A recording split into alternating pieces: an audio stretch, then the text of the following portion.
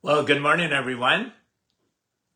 And once again, welcome to another live this morning. Hope you're having a great start to your day. We sure appreciate you coming on with us and live. And I know it's for some in Canada, we're in holiday Thanksgiving and we give thanks. We're very thankful for you. And if you got your help, be very thankful for that. Eric, numero uno today. Sue, how are you? Janice from Brampton, how are you this morning? Thanks for coming on live. And I hope you're enjoying your vitamin C this morning as you have your coffee. Rosa from Montreal, how are you? And let's see here. Tina. My Trinity didn't come up. Sandy. How are you? From Minnesota. Norma from Texas. There's Andrea from Niagara Falls. And Nellie, good morning. And Patricia, good morning to you. Sandy, how is you? Betty Lynn from Brantford. And who was that there? I didn't see. Jeanette, how are you? And Judy, happy Thanksgiving. Yes, for our Canadian friends. Cecilia, New Brunswick, Chantal, Ottawa, Jeanette, how are you? And Jeanette, Kapuskasing. Janet, how are you? Margaret, Lakeland. And Carol, West Virginia. Oh, if they'd only let me sing. Denise. Gary, Bolton. Eileen, good morning from Brampton. Nellie, how are you? Happy Thanksgiving to you. Heather, Miramichi, Rita, and Kevin, there's our friend from Oshawa. Deb from Timmins. Cecilia from Sudbury. Where's Sudbury? I've never heard of it before. Sandra. Went into the clouds. Hi, Paula. And Donna from Park Hill. Couple of more, guys. And some, see, if it goes by fast, guys, I can't see it. Someone for Newfoundland. I think that's Rose. Yes, it is. Diane from Thunder Bay. Rain Cloud, how are you? Annette, good morning. And Berks Falls, who was that? See, it goes into the clouds, guys. I can't see it. And Georgie, Halifax, Nova Scotia. Cheryl, how are you, Cheryl? Dave from Gilmore. Kelly, nice to have you on, Kelly from London. Wendy said she's in the clouds. Well, come back down, David. Jeanette saying to hi to everyone, to Carol, Mount Pearl, Newfoundland. Okay, guys. And Sharon, how are you? And Barbara from Kansas. Couple of more. Tina.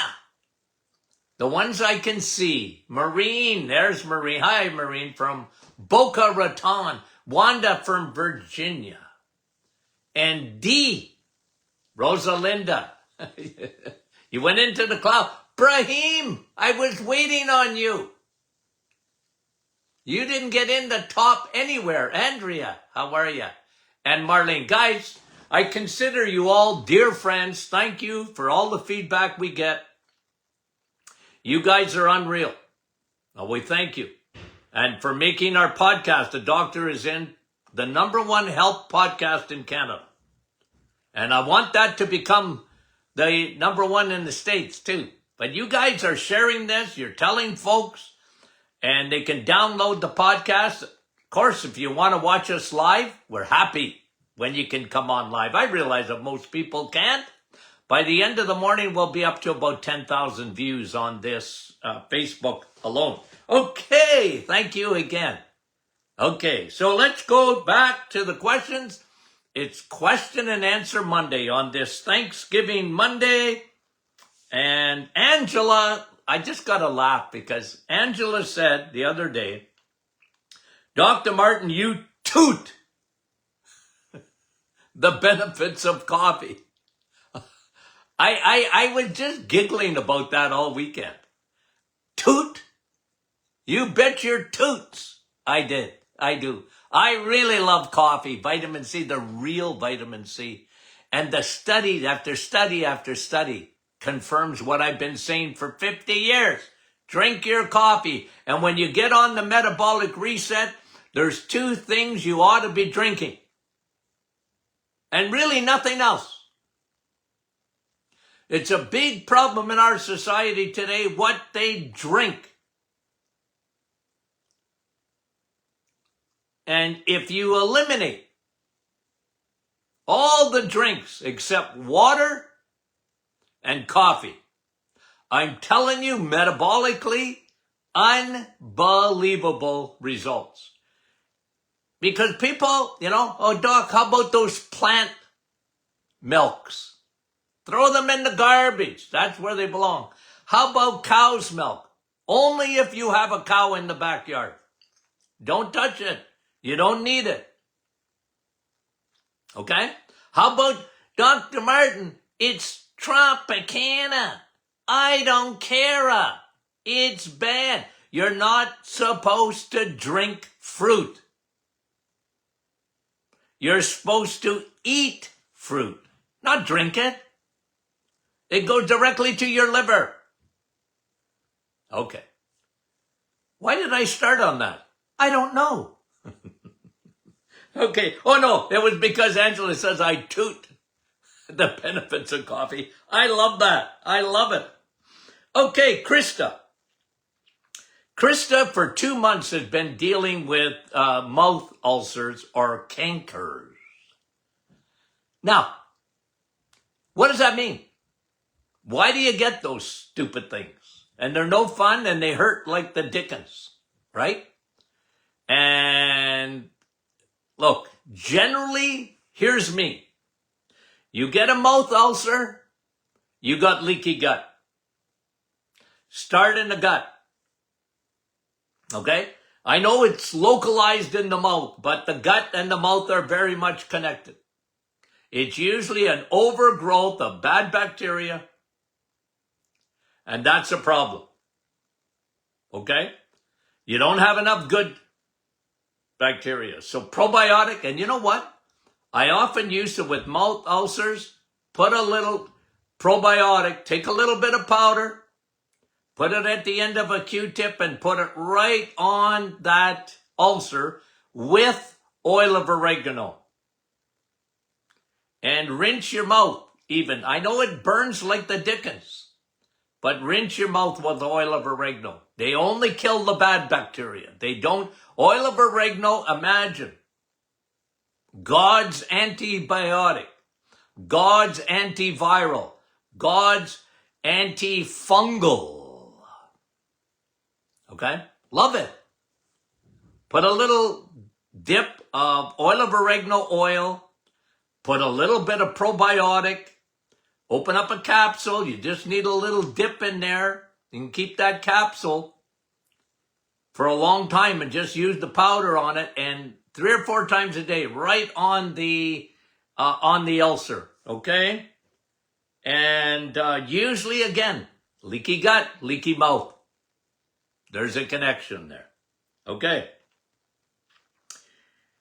Okay. Am I consistent? I am consistent with oil of oregano. Good. But do it in the mouth. Probiotics, good in the gut, but do it in the mouth too. Vitamin D. I like vitamin D. You know that.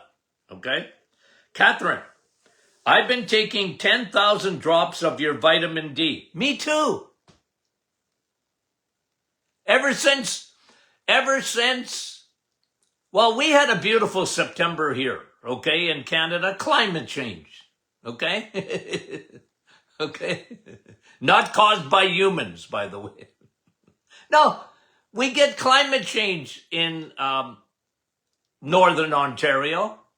And soon as we think we might be growing palm trees here, we get woken up by fall. Like this morning, like it's cold and no sun. And yesterday we had a very sunny day, but I wasn't out skinny dipping. I had a big sweater on and I went for a nice walk and it was beautiful and I got melatonin from the sun, but I didn't get vitamin D, so now I take vitamin D. Okay? Some people need to take it all year round because they don't get enough sun. But for me, I started and I'm taking 10,000 IUs for me.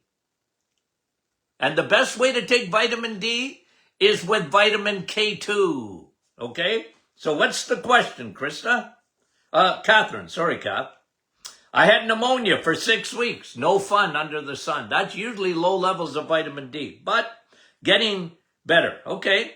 Can you safely take vitamin D with K2?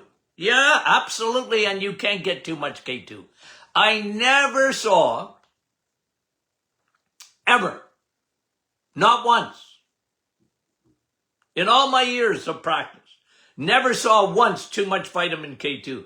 That's a fat-soluble vitamin, but I never saw it once. And to be honest, I never saw too much vitamin D. I saw high numbers of vitamin D, but I never saw the effects of it. Oh, you got too much vitamin D. You're going to die, according to physicians. But they don't know anything about vitamin D. The only thing they know is how scary it is. Too much vitamin D. See, that filters down from medical school. And it filters down from big pharma that run the medical schools. And it filters down from the College of Physicians and Surgeons. It filters down into their craw, their thinking, and they can't get it out of their head. It's a fat. They don't know anything about vitamins. I talked to a physician the other day, and she thought I had two heads. I was questioning with a patient who had anemia. And I said, well, have you looked at her B12 levels? Why are you asking me that? I said, well, don't you think B12 has something to do with anemia? B12 helps to produce red blood cells and hemoglobin. It does? Yeah, it does. So between B12 and vitamin D, I mean, go back to the 1950s, every physician, even in the 60s, if they did house calls, they brought B12 with them. They injected it. They thought it was important. Oh, you got low energy? Here's a B12 shot. You're anemic? Here's a B12 shot. Yeah, they might give you iron too. But you know what, guys, they don't learn anything in medical school about vitamins, except that they're dangerous. And not one person. Guys, do you know that in the United States, I'm going to bring you to 2022, that in the United States, there was about 3 or 4 people in a year, okay, 40 million people there? There was about 3 or 4 people that died from drinking too much water. Seriously. Well, let's cancel water, because I guess you could drink too much of it. Seriously. Okay? Do you know that in 2022, there wasn't one person in the United States that died from a supplement, vitamins or supplement? Not one. But it's dangerous. Be careful. You're going to kill yourself. Says who? Physicians that don't know a thing about supplements. They didn't learn anything. So, like I said, it gets filtered down, starts in medical school, and it's the narrative, the only thing they know. And unfortunately, it's too bad because I'm telling you, as I've been telling you for years, that even if you just took vitamin D through the whole virus thing, and I was saying it, people weren't listening. Well, you guys did, but very few. I said it. If we just give everyone vitamin D,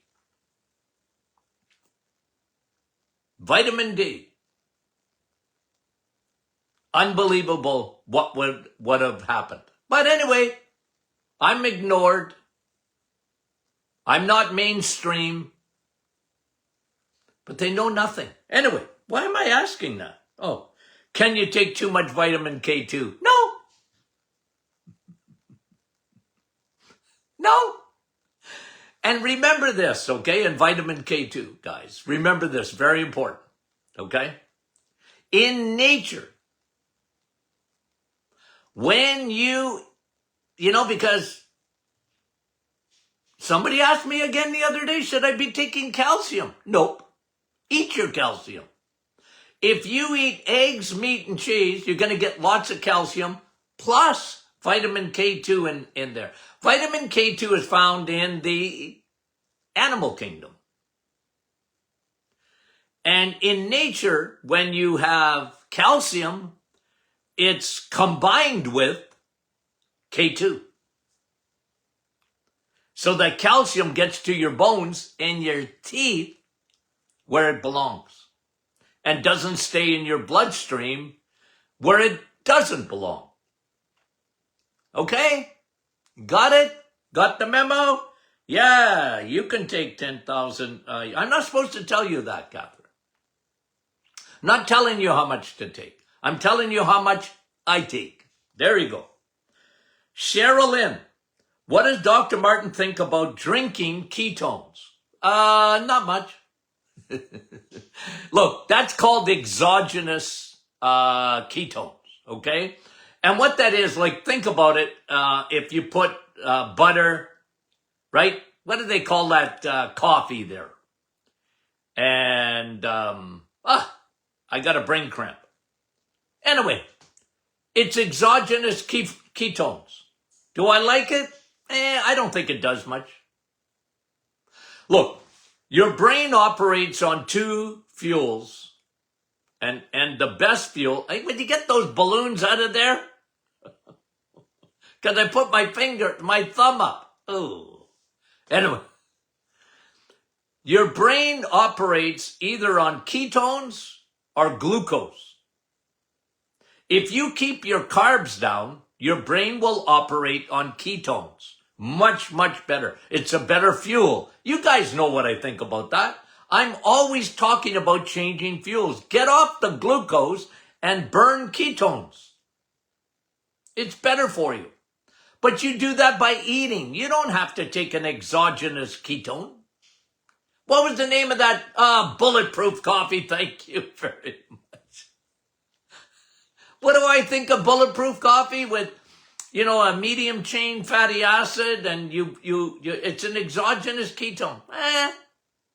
It was really popular for a couple of years. I had to talk about it on my radio show and that. And, it's sort of phased out now. People don't talk about it as much. It didn't, can I say this? It didn't stand the test of time. Okay? I'm not saying it's no good. I wouldn't bother. That's me. Didn't stand the test of time. Okay? Anyway, but you can take it. Not going to hurt you. Okay. Okay, Larry is asking, is our probiotic supplement non-fermented? Yeah, it's non-fermented. Okay, meaning that our probiotic is the best probiotic in the world. I'm sorry, it is. It's soil-based. And the nice thing about having a broad spectrum probiotic like that You can't kill those bacteria. Most probiotic don't even get past the acidity in the stomach. Okay? But when you have a quality, soil-based probiotic, Larry, it gets to the intended destination, to the gut, then off into the body. And different strains do different things. That's how good it is for you. It's non-fermented. You would get a fermented, like sauerkraut or whatever, you would get fermented probiotics. Do I like that? Yeah, I got no problem with it. But it's not broad spectrum, and it's not therapeutic in the sense that if you got leaky gut, you need a therapeutic, powerful probiotic. Okay? And thank you for the question, Larry. Okay. And this is Anne. Any advice about pre-wisdom teeth extraction and how to avoid post-infection? Well, look, I think wisdom teeth and the extraction of them, just my little opinion. I'm not a dentist, okay? It's not my expertise, but I've done a lot of reading over the years. And I don't know, they might be a little bit quick to pull the trigger on wisdom teeth, okay? My opinion. But I'm not going to make a federal case out of it. But to say this, post, if you're getting them done, probiotics before, probiotics after. Oil of oregano before, oil of oregano after. Okay, guys? Big, big, big time. Okay. And Linda, what does Dr. Martin think about Andrographis? Well, well, it's supposed to be good for your immune system, right? It's a plant. I've heard of it. I think maybe a few patients came in over the years that told me they were taking that. I got no problem with it. But here's me. For the immune system, put it up against a probiotic? Nope. Put it up against oil of oregano? Nope. Put it up against vitamin D? Nope. It's not as good.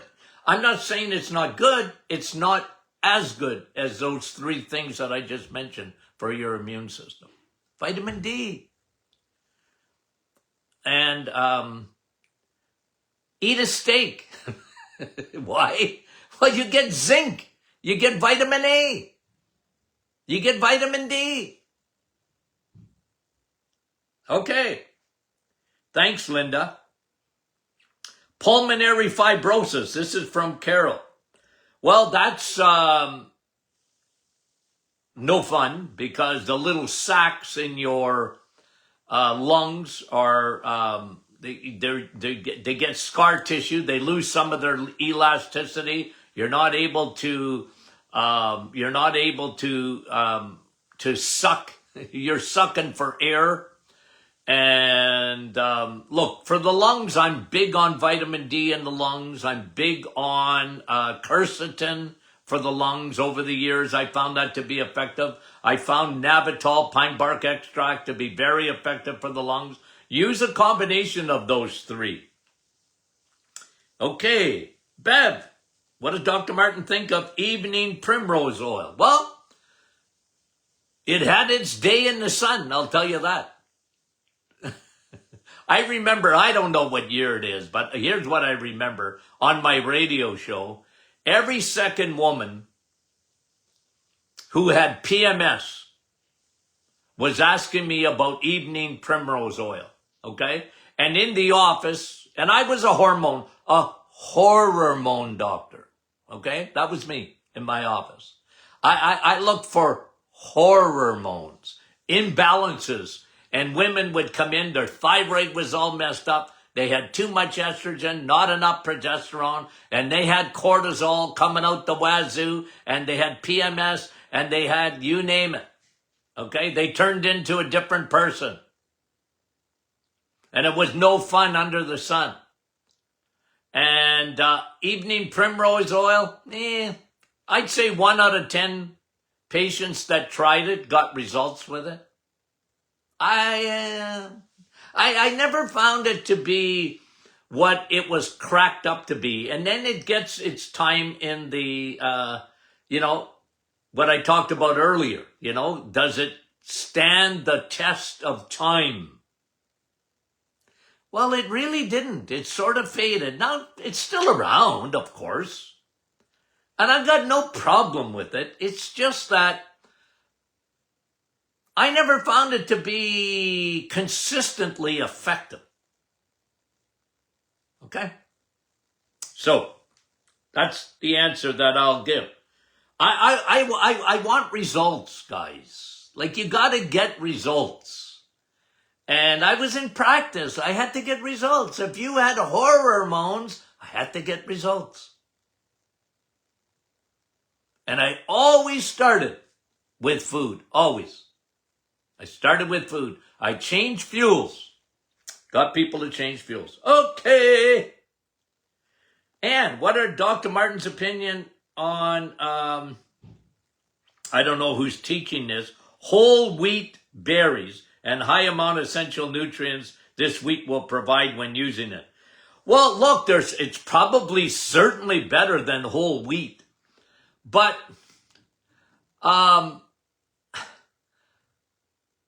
you can't compare it in terms of nutrients compared to eggs.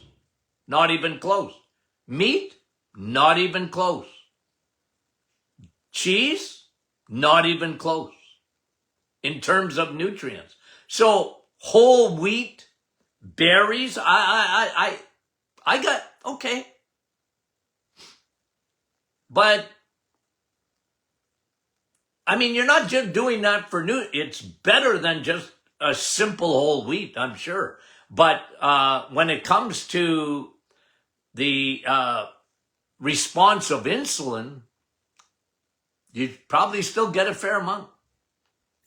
And that's my puppy. I base food on insulin. Okay. Good question, Ann. Thank you. Michelle, I am 58 years old on the 15th day of reset. Okay. I have hemochromatosis. Okay. That's too much iron in the blood. Okay. My ferritin level is 104, which is not that bad after a few phlebotomies, right?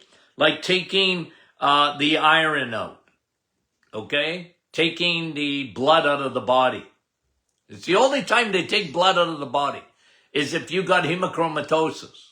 Okay? And we learned in medicine 100 and something years ago, give blood, don't take it out. But for hemochromatosis, now why would you get hemochromatosis? Well, you gave a little bit of the answer. Okay? Your ferritin's at 104, but your iron is high. Yep. I have fatty liver. Yeah. Big problem. Big problem. To me, it's the original sin of high hemochromatosis, high iron. It's the original sin. What do I mean by that? Well, what happens in the liver is the big problem with that. I used to tell patients, your iron is high. You know why? You got fatty liver. You know why you got fatty liver? You got insulin resistance. I do? Yeah, you do. And the reset is the best thing you can do for that. Okay.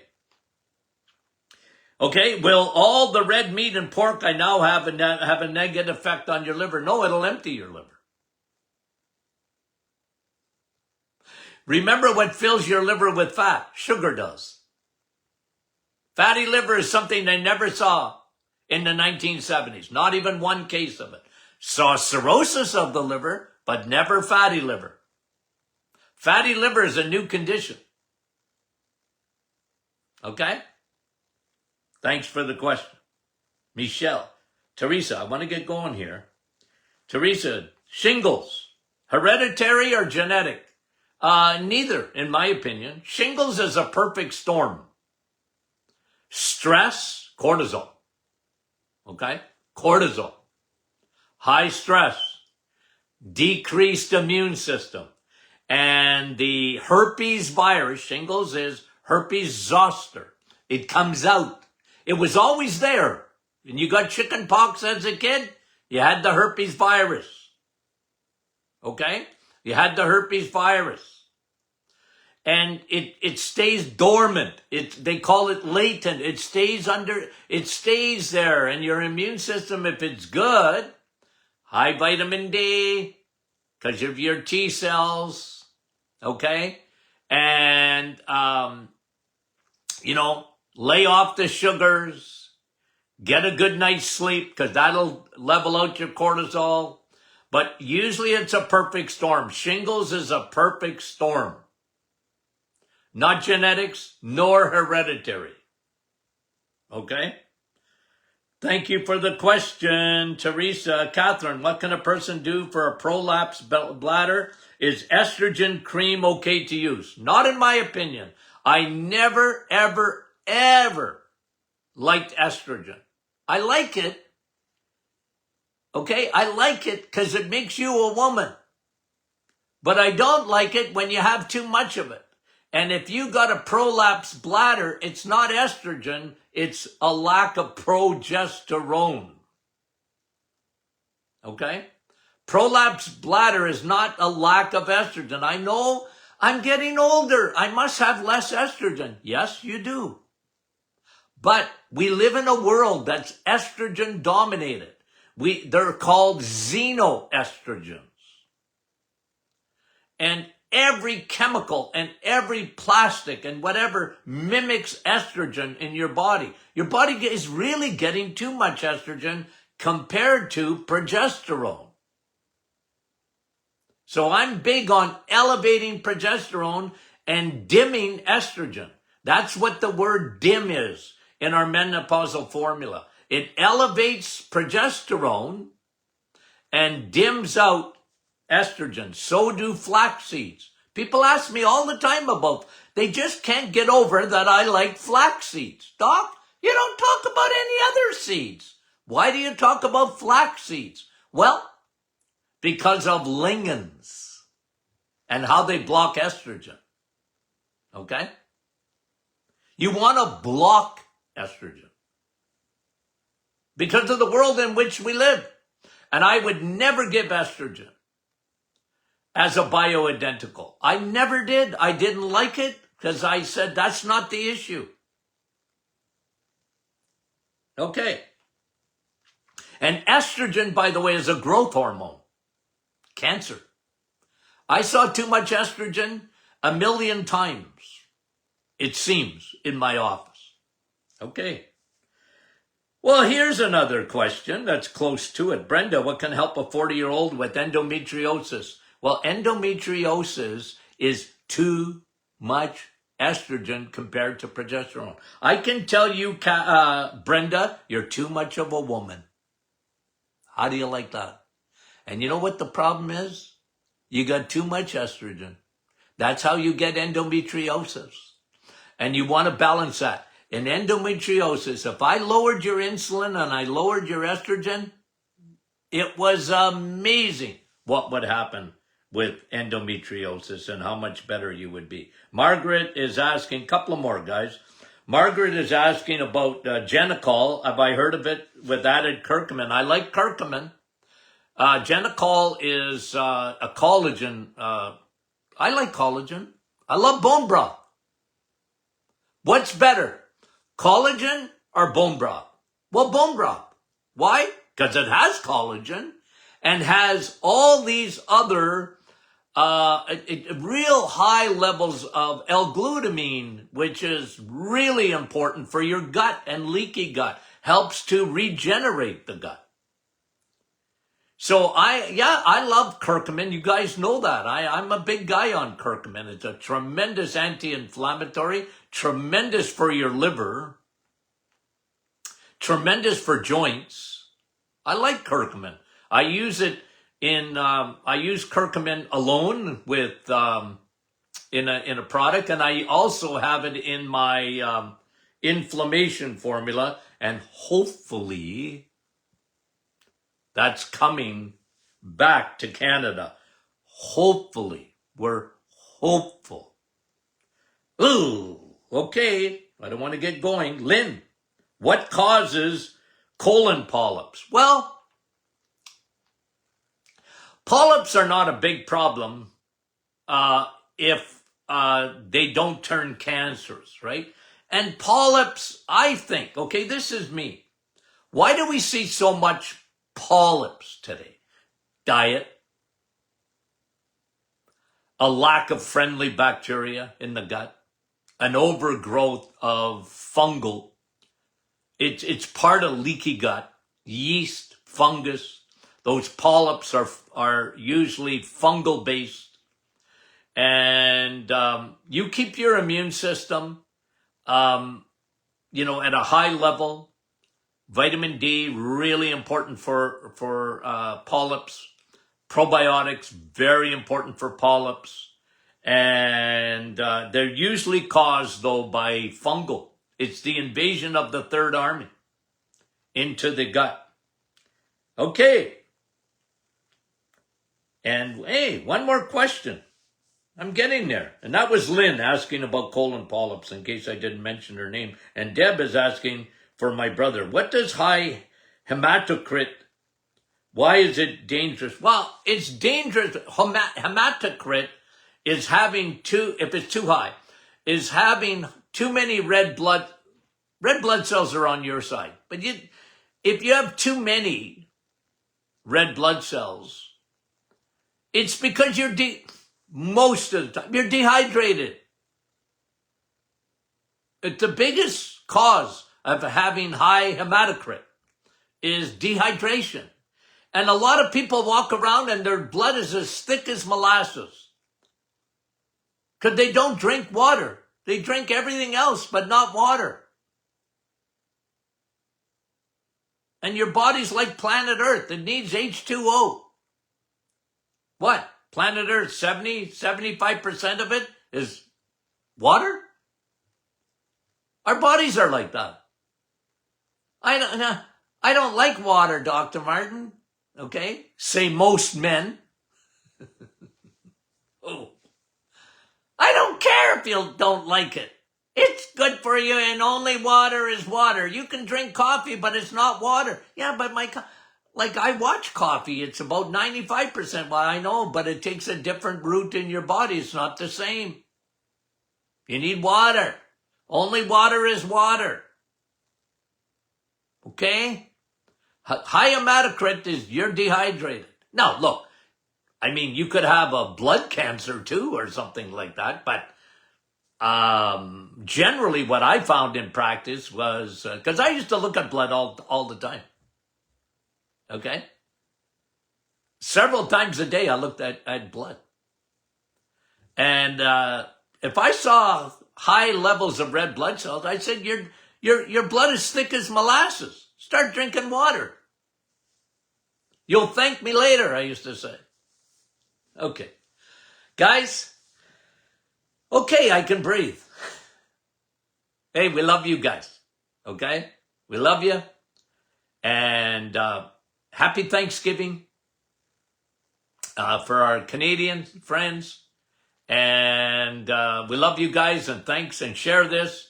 You got any questions, send them in to Martin Clinic, info@martinclinic.com. That guarantees your question will get to me. Because sometimes you ask questions, even in the middle of this program, I can't see it, guys. I know the scroll is coming up over there. Okay, over there. Okay, I know the scroll is coming up, but I'm not reading it. I can't do two things at once. So if you ask a question there, I'm sorry. Generally, I'm not going to answer it. Okay, send it in. info@martinclinic.com. Okay, it gets to me. Okay, love you guys. Talk to you soon.